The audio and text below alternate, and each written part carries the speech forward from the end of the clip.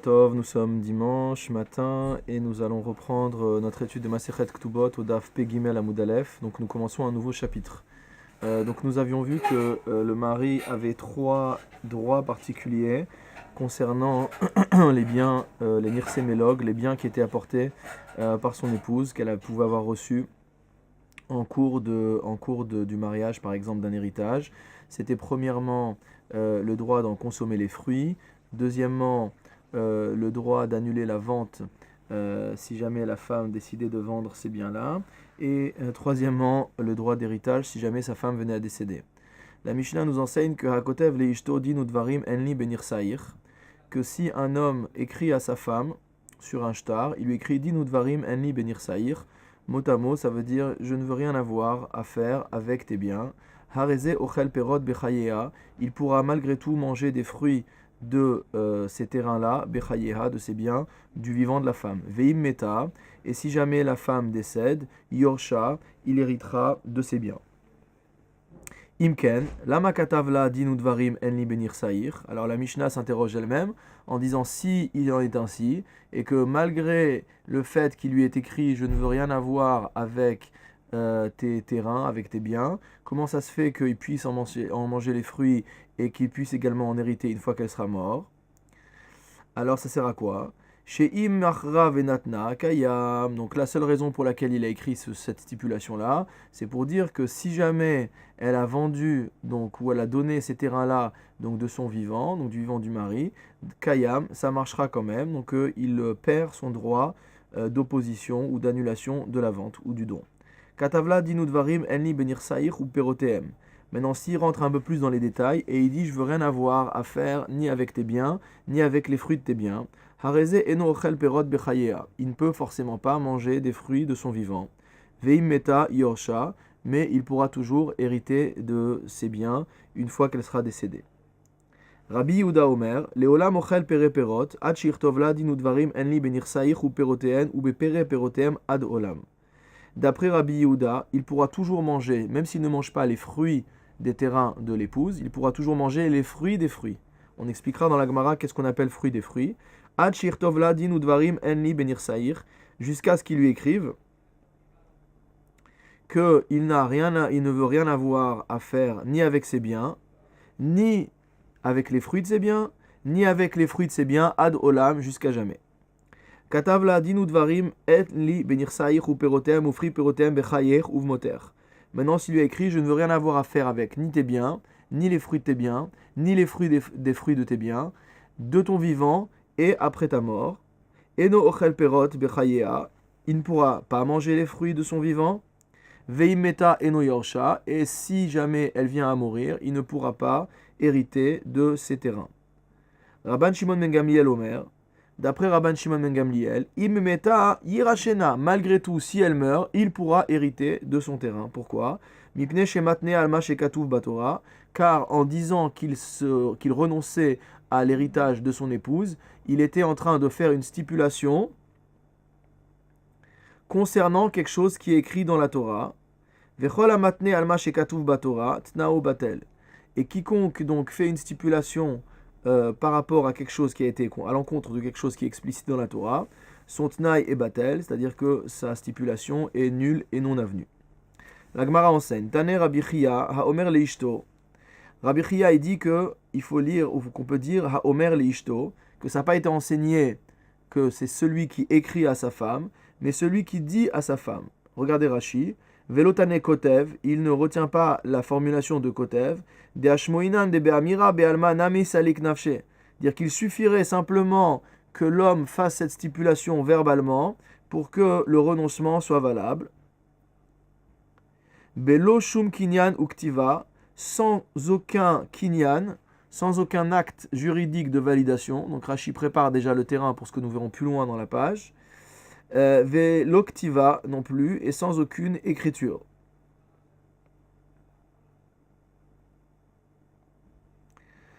Alors la Gemara nous dit Vechikatavla hachi maihave. Maintenant, on a vu déjà que s'il lui dit, ça marche déjà. Maintenant, une fois qu'il lui a écrit, ou qu'il lui a dit, d'accord, mais ici, s'il lui a écrit, d'après ce qu'a dit la Mishnah, Maïhave. Quelle est la conséquence de ce texte? Vehatanya. La question, elle provient d'une braïta. On a une braïta qui enseigne Haomer la chavero dinu dvarim en li al shadezo, ve'en li esekba, ve'yadi mesuleket emena, lo amar klum. On parle du cas de deux personnes.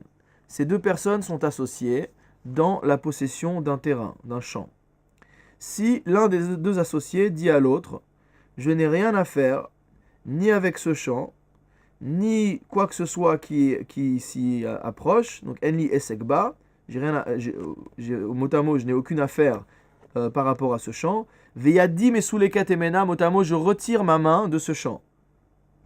Eh bien, quelle est la halacha? On aurait pu penser que en disant cela, il abandonne sa propriété à son associé. La halacha, c'est que lo amar kloum, il n'a rien dit. Pourquoi il n'a rien dit? Rashi explique que cette formulation de enli din ou dvarim, que je n'ai ni din ni chose, dire je n'ai aucun lien ni légal ni quoi que ce soit par rapport à ce terrain-là, ce n'est pas un lachon de matana, ce n'est pas un vocable de don ou de transfert de propriété. Et donc du fait qu'il a utilisé cette expression-là qui n'a aucune valeur juridique, alors il a beau avoir dit ça à son associé, ça ne change pas que chacun en a la moitié de la propriété. Amre de Beyanai, de Berabi Yanai, Bekotev la veoda arusa, Kederav Kahana. Donc, arrivé à ce point-là, on en conclut qu'une personne qui serait mariée avec une femme et qui dirait à sa femme je renonce à tes biens et je renonce aux fruits de tes biens, etc. Comme on vient de le voir dans la Braïta par rapport aux associés, c'est une formulation qui n'a aucune valeur juridique. Or, qui sont les associés? À qui on peut comparer les associés? Un homme qui est marié. C'est Adam qui est dans une situation de nisu'in, de mariage complet avec son épouse. Par contre, si on est dans une situation de irusin, peut-être que la situation est différente. Donc, il ressort de la Mishnah des associés qu'un homme qui dirait à sa femme « En li dinu dvarim », a priori, ça n'aura aucune valeur. Pardon.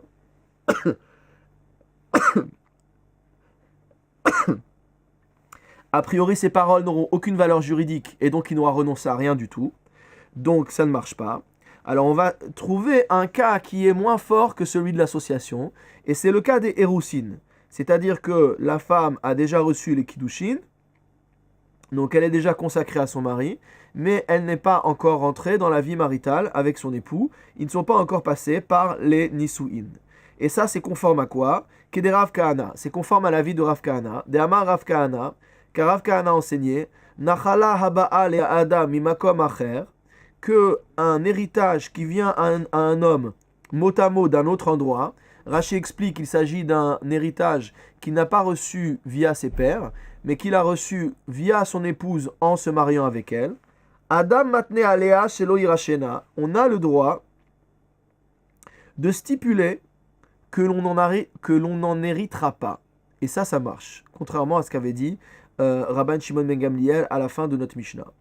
Et comment ça marche ça? Kede Rava, comme l'a enseigné Rava, de Amar Rava, Haomer Yevshi betakanat chachamim kegonzo, shomimlo. Celui qui dit je ne veux pas de l'institution des sages telle que celle-ci, shomimlo, on l'écoute, c'est-à-dire que sa renonciation à la faveur qui lui a été faite par l'institution des sages est valable. Mike et Gonzo, de quoi parle-t-on quand on dit comme celle-là? Kede Rav Huna, c'est conforme à l'avis de Rav Huna, qui a lui-même enseigné au nom de Rav, Amar Rav. De Amar Rav Huna Amar Rav, car Rav Huna a enseigné au nom de Rav. Yechola isha shetomar le bala eni nizonet veni osa. Que une femme peut dire à son mari, je ne veux pas être nourrie par toi, mais je ne veux pas que les produits de mon travail aillent donc en ton bénéfice. Donc on avait vu antérieurement dans la Masechet que la takanat chachamim, donc l'institution des sages, était qu'une femme, tous les travaux de ses mains, donc tout le produit du travail de ses mains, appartenait à son mari.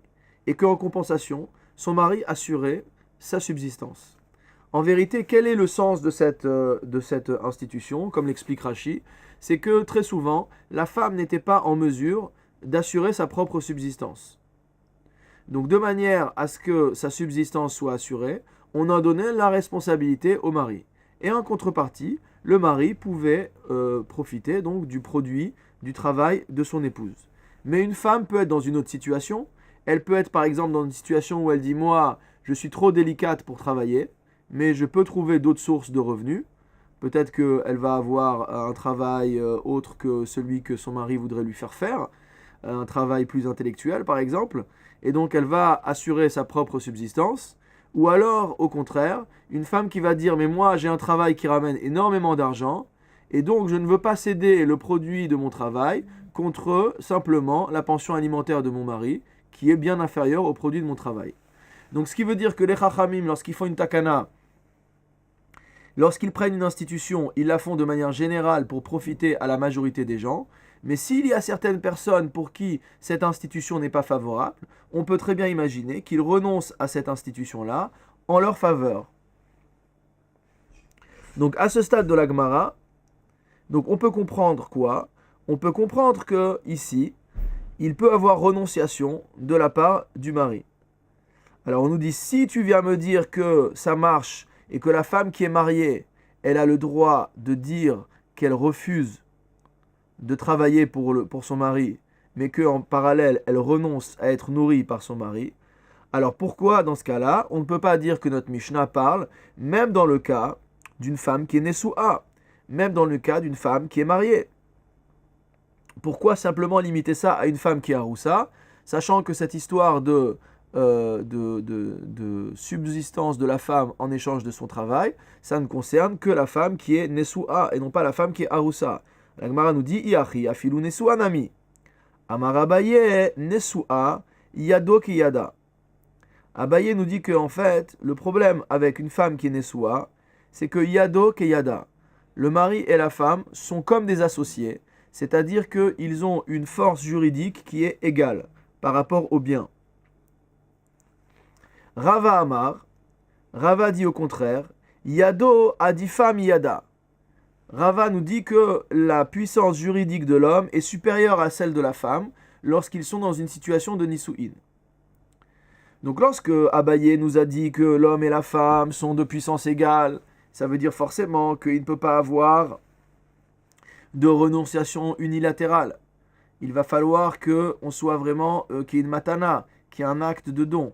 Et donc on ne peut pas comprendre l'application de notre Mishnah. Et derrière, on a Rava qui vient et qui nous dit non, le mari il est plus fort que la femme. Mais ça change quoi finalement? Ça change pas la donne par rapport à notre halakha. Et donc on ne comprend pas pourquoi Rava vient nous rajouter que Yado adifam yada, qu'il a un plus fort droit sur les nechassim, sur les biens, que son épouse.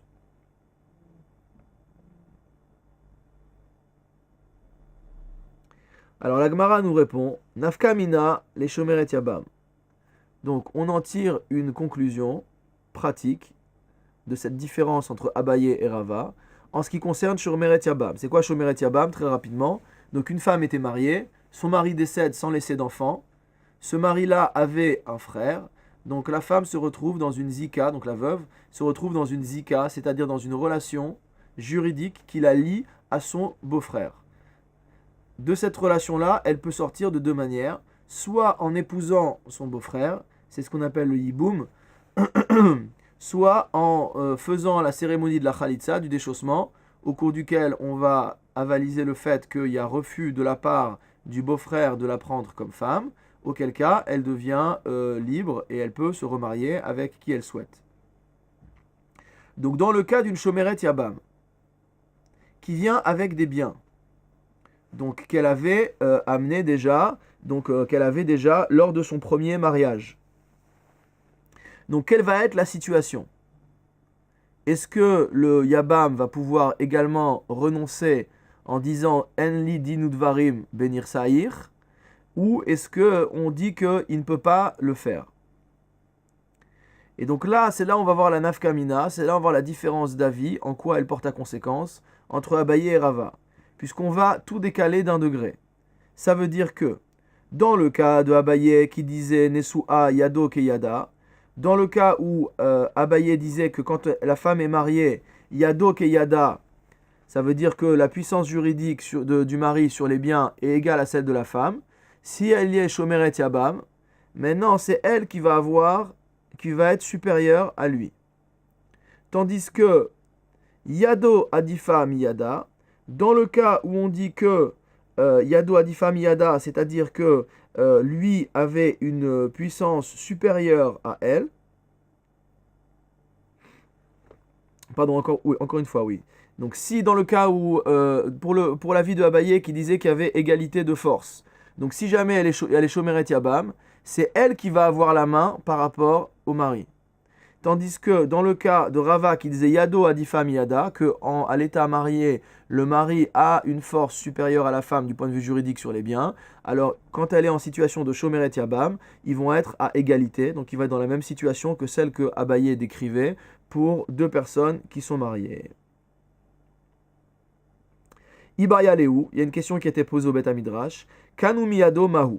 Si jamais il y a eu un acte de Kinyan, c'est-à-dire qu'il y a eu un acte de validation juridique, un acte formel, donc un Kinyan, ça se traduirait par une acquisition, donc c'est un acte généralement de transfert de propriété, et ici le Kinyan, ça veut dire que non seulement il va dire les choses, mais qu'il va avoir par exemple un Kinyan Soudar, c'est-à-dire qu'il y a un acte juridique qui va être accompli, qui permet de donner sa force, de rendre valide les choses qu'il a dites.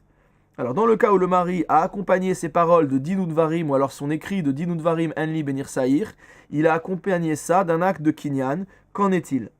Amar Rav Yosef, Midin Udvarim Kanu Miyado. Rav Yosef il dit, qu'est-ce qu'il a fait? Il a fait un Kinyan par rapport à une déclaration. Quelle était cette déclaration? Cette déclaration était « je n'ai rien à faire avec tes biens ». Or, nous avons vu que cette déclaration-là n'a aucune valeur, puisqu'il n'y avait pas de lachon matana, il n'y avait pas de stipulation de don dans cette parole-là. Donc ce que nous dit Rav Yosef tout simplement, c'est que faire un kinyan, faire une validation par un acte juridique sur une parole qui n'a aucune valeur, ça reste une validation de quelque chose qui n'a aucune valeur, à savoir rien du tout. Rav Nachman Amar, mi gufa shel karka kanu miyado. D'après Rav Nachman, lorsqu'on fait l'acte de kinyan ne porte pas sur les paroles qui étaient des paroles verbales, des paroles sans aucun intérêt, mais elle porte sur le terrain lui-même. Et donc, il y a valeur. Et donc, selon Rav Nachman, il y aura une différence foncière entre la personne qui simplement écrit Din Udvarim Enli Benir Saïr, ou alors qui déclare à sa femme Din Udvarim Enli Benir Saïr, de la personne qui fait un kinyan. Parce que dans le cas du kinyan, le kinyan ne portera pas sur la parole, mais sur le bien, et dans ce cas-là, il y aura validité du fait du renoncement. Amar Abaye, Mistabera Milta de Rav Yosef. Abaye dit a priori, c'est les paroles de Rav Yosef qui semblent les plus logiques. Dans le cas du horaire, dans le cas de celui qui vient remettre en cause. De quoi parle-t-on? On revient à nouveau au cas des deux associés. Donc à nouveau, on avait deux associés qui se partageaient un champ, et donc il y a un qui vient voir l'autre et qui lui dit j'ai rien à faire de ma part dans ce champ. Qu'est-ce qui se passe à ce moment-là? Alors ici, on nous dit que, d'après Abaye, que c'est l'avis de Rav Yosef qui compte. C'est-à-dire qu'on va dire que même s'il y a eu un kinyan, le kinyan était par rapport à une parole qui était vaine, et que donc, celui qui a dit, ou qui a fait un kinyan sur la parole de Din Udvarim Enli Bessadeze, qui a dit « j'ai aucune part à ce champ-là », sa parole n'a aucune valeur. Uniquement dans le cas du horaire de celui qui vient remettre en cause. De quoi on parle? Regardez Rashi. Après que l'un des deux associés ait dit « moi je ne veux plus rien avoir à faire de ce champ », donc l'autre associé il vient et il va venir s'installer donc dans la partie que son associé a abandonnée. Miyad Amad Vir'er à la matana. Immédiatement, avant même que l'associé s'installe dans la partie qu'il a abandonnée, il vient et il dit « Lonatati lecha et asadeh » non, je t'ai pas donné le champ. Vedin udvarim be'alma amarti lecha shelo arrive imecha. Et finalement, c'était juste des paroles en l'air que j'ai dites pour t'apaiser dans un moment où on était en dispute. J'ai dit, allez, tu sais quoi, je t'abandonne tout le champ. Alors, l'autre associé, donc Réhouven a dit, je t'abandonne tout le champ. Shimon a entendu, parfait, il m'abandonne tout le champ, je veux dire m'installer. Mais avant même que Shimon ait eu le temps de s'installer, Réhouven est venu, dit, non, c'était juste des paroles en l'air. Donc, dans ce cas-là, nous dit Abaye, on va considérer qu'on suit l'avis de Rav Yosef, c'est-à-dire que le kinyan était uniquement sur les paroles, et que Réhouven peut reprendre sa partie du champ. Par contre, Aval Beomed, Begoufa Shel Karka, Kanu Miyado.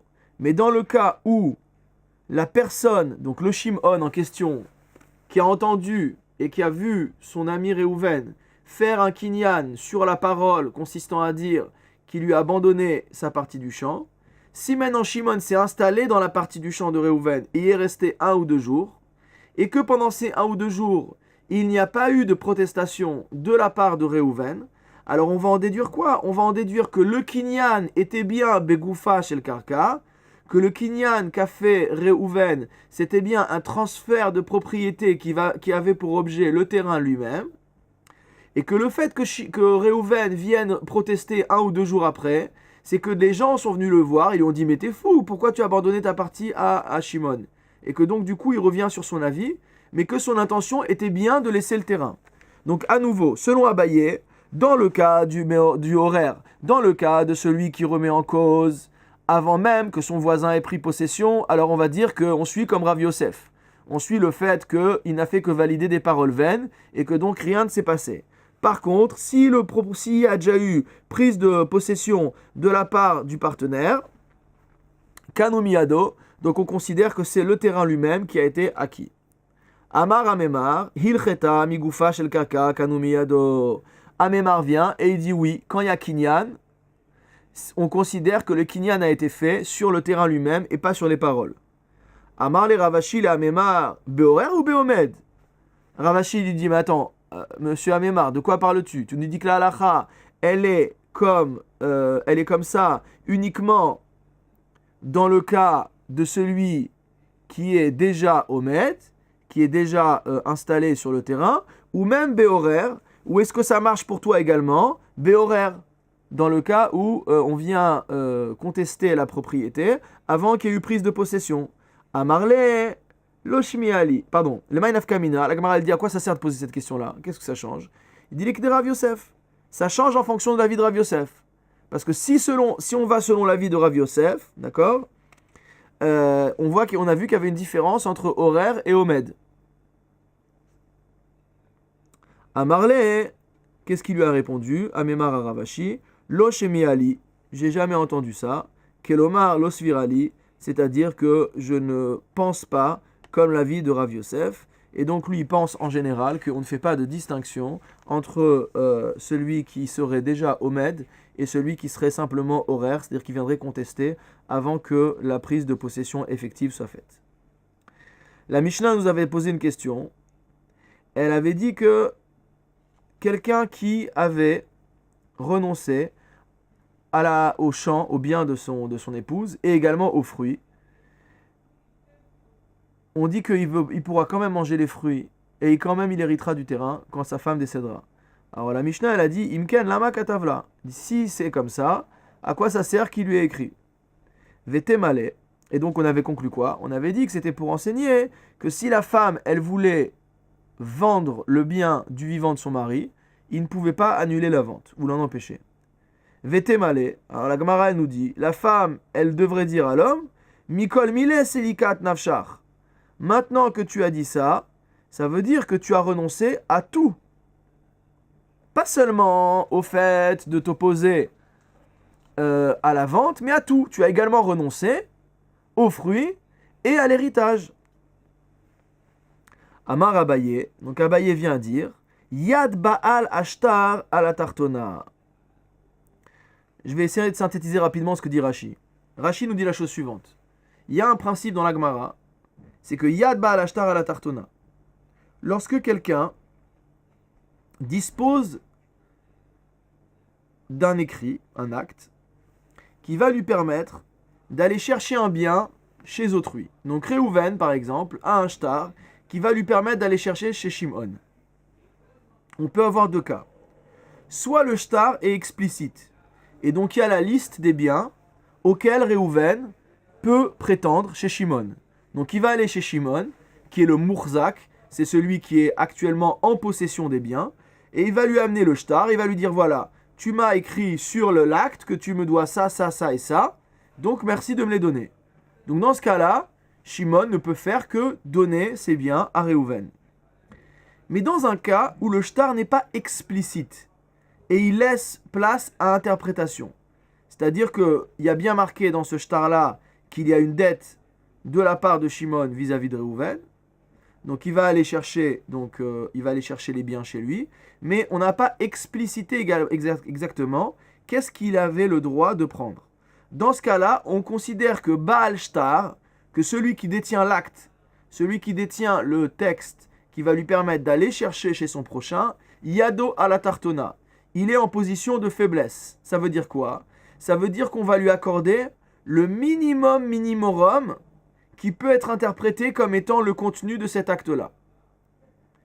Donc, il y a toujours sujet à interprétation sur ce genre de sujet-là. Donc, ça peut être soit un bien énorme, soit un plus petit bien, etc.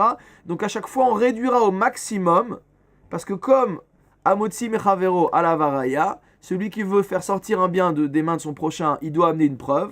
Et là, on a un shtar, d'accord? Mais on n'a pas explicitement la preuve que ça concerne toute la fortune.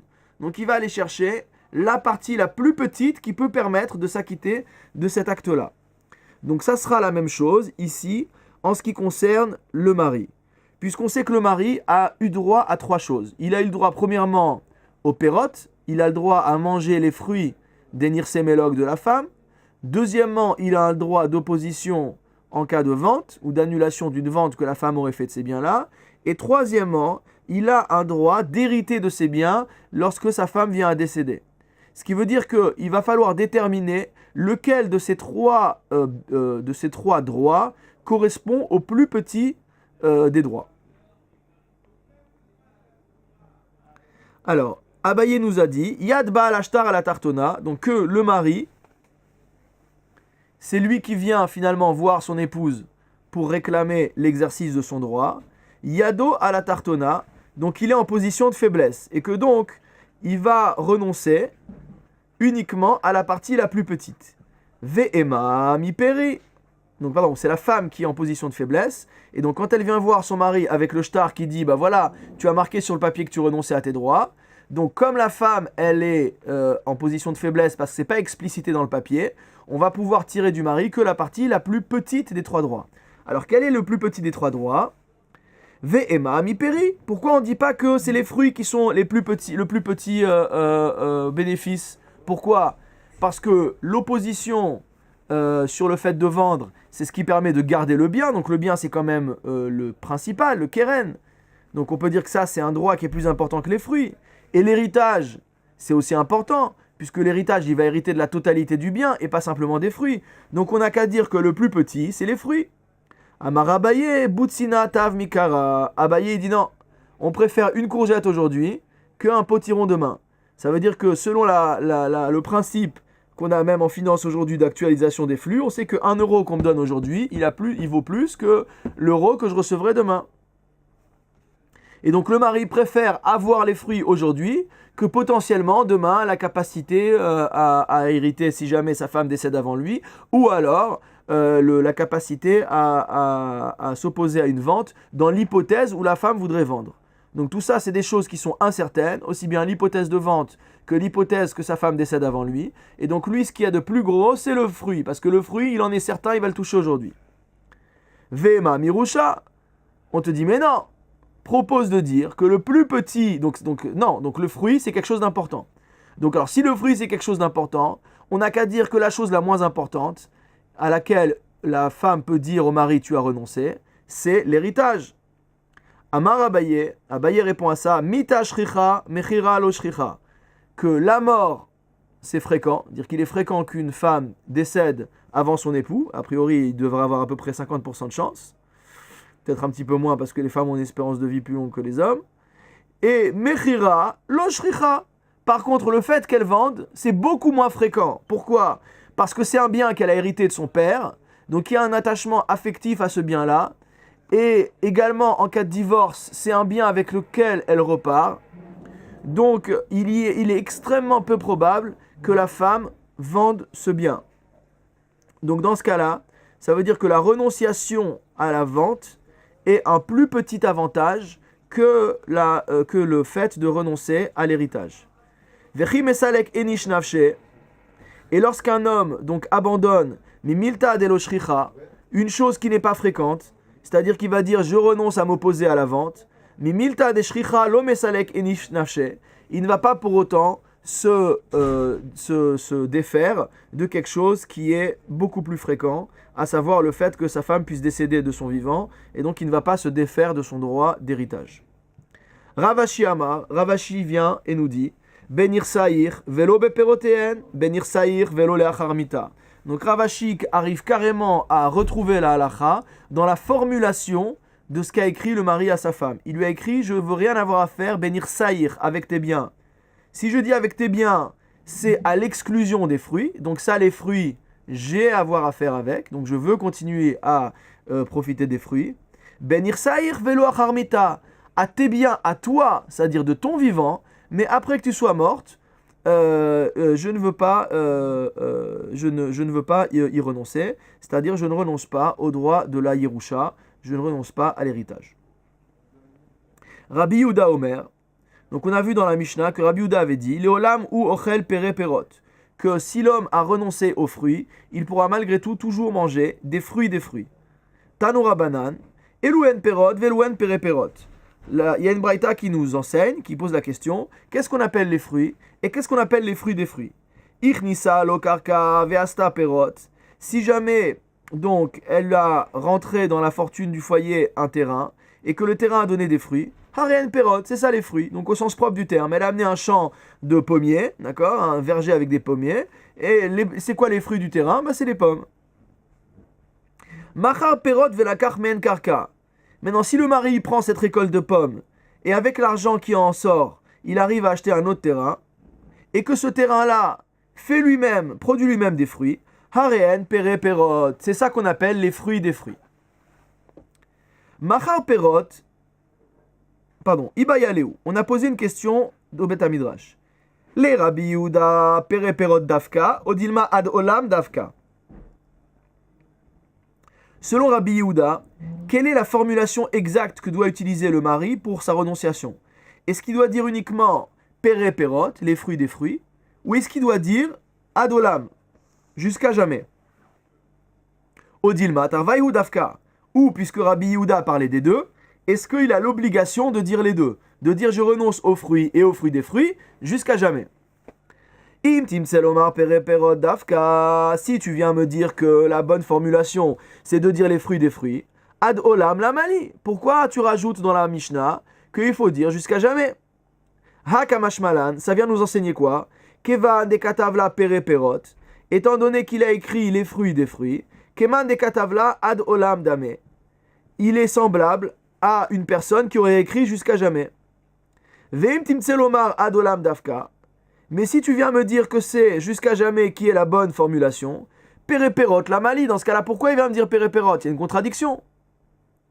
Ha kamashmalan, ça vient nous enseigner, afalgav de katavla pere perot, que bien qu'il lui ait écrit les fruits des fruits, i katavla adolam in, s'il lui a écrit jusqu'à jamais, alors oui, il aura renoncé pour tous les fruits des fruits, ilo lo, mais s'il n'a pas écrit ça, ça s'arrêtera aux fruits des fruits, et par contre les fruits des fruits des fruits, il n'y aura pas renoncé.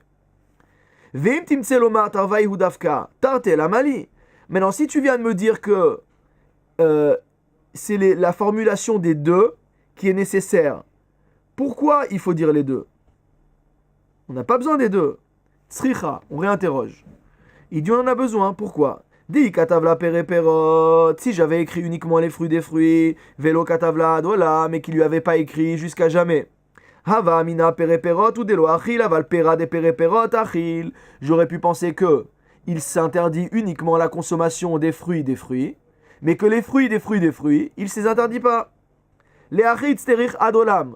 C'est pour ça qu'on a eu besoin de l'expression adolam, qui veut dire que la dérivée à l'infini de la fonction fruit de sera interdite à cet homme-là. Vei katavla adolam. Et maintenant, s'il écrit adolam tout seul, velo katav pere perot, mais qu'il n'a pas écrit les fruits des fruits, hava amina, j'aurais pensé, léolam a perot kae, que quand on dit léolam, on parle des fruits eux-mêmes. Et ça veut dire quoi à jamais? Ça veut dire que le fruit qui est interdit aujourd'hui sera aussi interdit dans 100 ans. Mais ce n'est pas une notion de dérivé de fruits. Les achitz terir pereperot, c'est pourquoi on a eu également besoin de parler de pereperot. Donc, dit on ressort de ce raisonnement de la Gemara que l'enseignement de Rabbi Yehuda est juste et qu'il faudra, pour s'interdire tous les fruits, leurs dérivés, etc., dire pereperot et également ad olam. Ibaya lehu, on a posé une autre question au Bet Midrash. Katav lahen dinu dvarim enli benir saïr ou pereperot. S'il lui a écrit qu'il s'interdisait ses biens, enfin qu'il renonçait à ses biens et aux fruits de ses fruits. Maouch yochal perot, a-t-il droit de consommer les fruits directs, sachant qu'il n'a parlé que des fruits des fruits? Mi periperot salek nafshe. Il a renoncé aux fruits des fruits. Mi pere lo salek nafshe. Et des fruits il n'a pas renoncé. Donc normalement il pourrait en manger. Odilma, ou peut-être, mi kol mile salek nafshe. Peut-être que c'est de la totalité qu'il a renoncé. Pshita de mikol mile salek nafshe. La Gemara répond, c'est sûr que c'est de la totalité que salek nafshe, il s'est rétracté. Dei amart mi pereperot salek nafshe. Car si tu viens me dire que c'est des fruits qu'il s'est salek nafshe qu'il a renoncé, mi perelo salek nafshe, mais que des fruits il n'a pas renoncé. Kevan de achalinu les perot, pereperot meacha. S'il mange tous les fruits, avec quoi il va faire les fruits des fruits? On a dit que les fruits des fruits, c'était des fruits qui sont issus d'un champ qui a été acheté grâce aux fruits. Donc si le mari vient et il mange les fruits, avec quoi il va acheter le champ qui va donner le fruit de fruits? Velit amer, et si on suit ton raisonnement, Haditnan Rabbi Yehuda Omer, ce qu'a enseigné Rabbi Yehuda dans la Mishnah, Leolam ou Ochel Pereperot, qui pourra toujours manger les fruits des fruits, Kevan de Achalin ou les Pereperot Meacha, du fait qu'il a mangé les fruits, parce que dans le cas où on a dit qu'il n'avait pas renoncé qu'il n'avait pas renoncé aux fruits, on a dit qu'il pourra manger les Pereperot. Mais s'il a déjà mangé les fruits, c'est pareil. Est-ce que c'est besoin de nous préciser les fruits des fruits? Il n'y aura pas de fruits puisqu'il les a mangés les fruits. Réponse de la Gemara, et là, Bédécheyara. Là-bas, on va répondre que on va faire des fruits de fruits avec ce qu'il aura laissé des fruits. Il n'aura pas mangé tous les fruits. Alors il dit Achanami, ici aussi dans notre cas, Bédéchayer, on va dire que ça concerne les fruits qui sont restés. À la fin de la Mishnah, on avait vu l'avis de Rabban Shimon ben Gamliel, qui avait dit que si l'homme dit qu'il ne veut pas rien avoir à faire avec les biens de sa femme, ni de son vivant, ni d'après sa mort, qu'il héritera quand même des biens, parce qu'il s'agit d'une stipulation qui va à l'encontre de ce que la Torah a explicité. C'est-à-dire que selon Rabban Shimon ben Gamliel, le din de Yerusha, le din d'héritage du mari des biens de sa femme, c'est un din de la Torah. Amar Rav a enseigné, Halacha ki Rabban Shimon ben Gamliel. La halacha va comme Rabban Shimon ben Gamliel. Dire que le mari qui aura fait une stipulation selon laquelle il n'a rien à faire avec les biens de sa femme, ni de son vivant, ni après sa mort, héritera quand même des biens de sa femme. Vélo mitame. Ah, attention, Rav nous dit oui, la halacha est comme Rabban Shimon ben Gamliel, mais pas pour la raison énoncée par Rabban Shimon ben Gamliel. C'est-à-dire pas parce que c'est un problème d'avoir stipulé à l'encontre de ce que la Torah a dit. Alors la Gemara s'interroge, elle nous dit Mae halacha ki Rabban Shimon ben Gamliel, vélo mitame. Qu'est-ce que ça veut dire que la halakha elle est comme Rabban Shimon ben Gamliel et pas pour la même raison? Soit la halakha elle est comme lui et donc c'est pour la raison qu'il a stipulée, soit la raison elle n'est pas comme lui et soit la halakha n'est pas comme lui. Alors à ce cas-là on peut remettre également en cause sa raison. Il est ma halakha qui Rabban Shimon ben Gamliel. Si tu me dis que la halakha est comme Rabban Shimon ben Gamliel, de Amar immeta irachena, qui a dit que même dans le cas où il a dit qu'il avait rien à faire des biens de sa femme, même après sa mort, il héritera quand même des biens de sa femme. Velav mitame. Et que quand on dit que c'est pas pour la raison que Rabban Shimon ben Gamliel a stipulé, Deilou Rabban Shimon ben Gamliel ça va, parce que Rabban Shimon ben Gamliel pense, Matne alma shekatuv batorah tnao batel, que quelqu'un qui stipule une condition contraire à ce qui a marqué dans la Torah, cette stipulation est nulle et non avenue.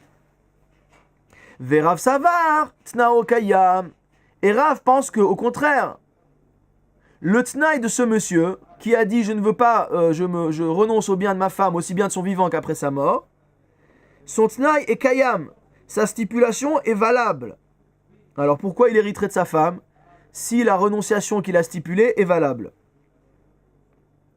Verav savar, qu'est-ce que pense Rav? Rav kasavar yerushat habaal de Rabbanan. D'après Rav, l'héritage de l'homme, donc de sa femme, lorsqu'un homme hérite de sa femme, après sa mort, de quelle manière il hérite? des Rabbanan. En fait, Minatora, il n'y a pas d'obligation de l'homme d'hériter des biens de sa femme. C'est les Chachamim qui ont institué qu'au décès de la femme, c'est le mari qui hérite de ses biens. Or, on va dire dans ce cas-là que si c'est uniquement des Rabbanan, lorsque le monsieur a stipulé que il n'hériterait pas, Tnao Kayam, son Tnaï, il marche. Et donc il ne devrait pas hériter.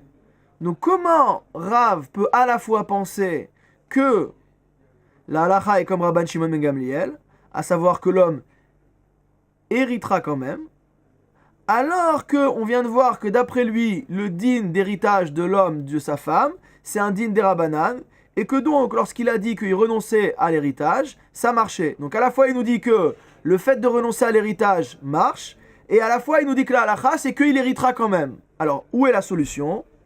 Vachachamim asu chizuk ledivrehem yoter mishal Torah. C'est que les chachamim ont eu besoin de renforcer leurs paroles plus que celles de la Torah.